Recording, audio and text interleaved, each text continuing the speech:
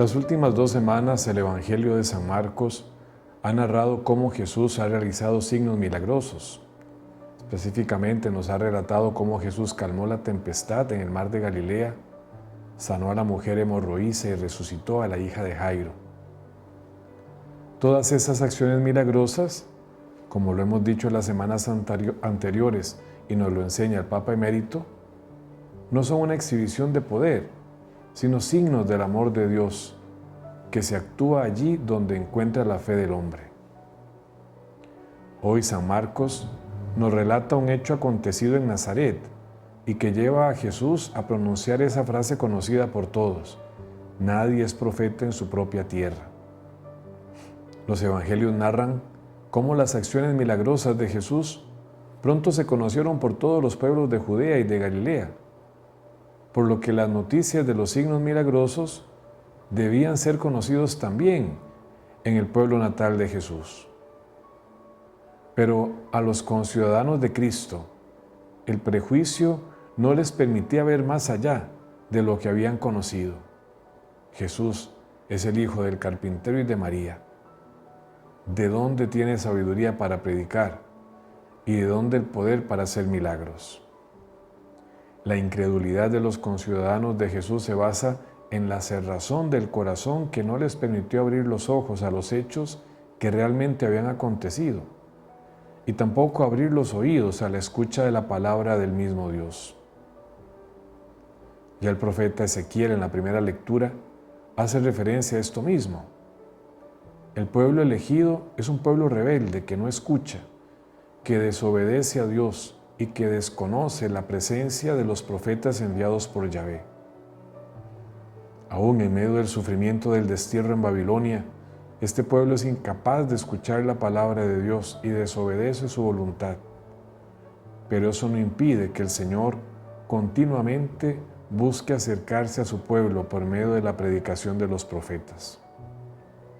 Tanto que en la plenitud de los tiempos, Dios envía a su Hijo, como nos lo recuerda la carta a los Gálatas, el cual, como lo ha narrado San Marcos, no tendrá una suerte distinta a la de los profetas, ya que no solo habrá incredulidad sobre quién es, sino que no será aceptado como Hijo de Dios ni como Mesías, e incluso será entregado a las autoridades romanas por sus mismos conciudadanos para ser crucificado.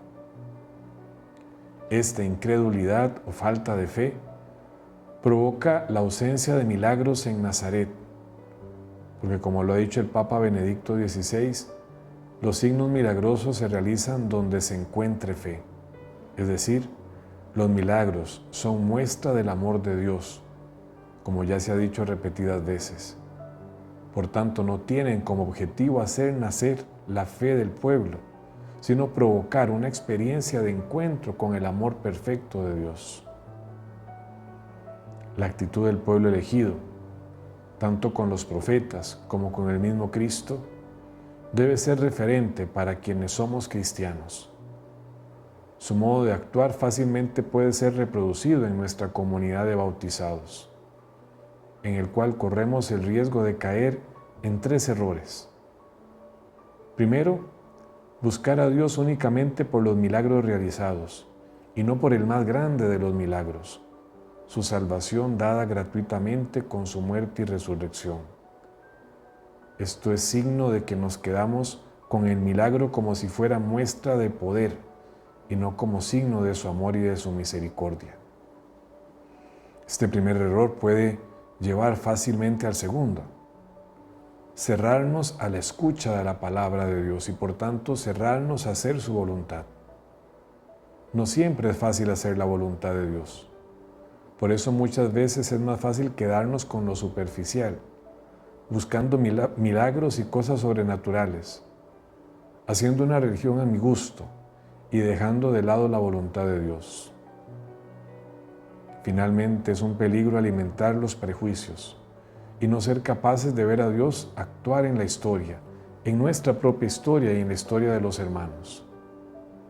Dios sigue llamándonos a todos, independientemente de dónde somos y de lo que hayamos hecho, para que colaboremos en la construcción de su reino. Nuestro camino de conversión nos debe permitir ver también la conversión del hermano y el paso de Dios en su vida. Porque como ha dicho Pablo en la segunda lectura, el poder de Dios se manifiesta en la debilidad del ser humano. Que nuestra oración, nuestra vida sacramental y nuestro encuentro con Cristo en la Eucaristía nos permitan hacer experiencia constante del amor de Dios que nos hace hijos y que nos ha salvado. Que esta experiencia nos abra el corazón a su palabra y a cumplir su voluntad, y de esta manera quitar todo prejuicio que nos impida hacer un verdadero camino de fe y comunión con todos los hermanos. Dios los bendiga.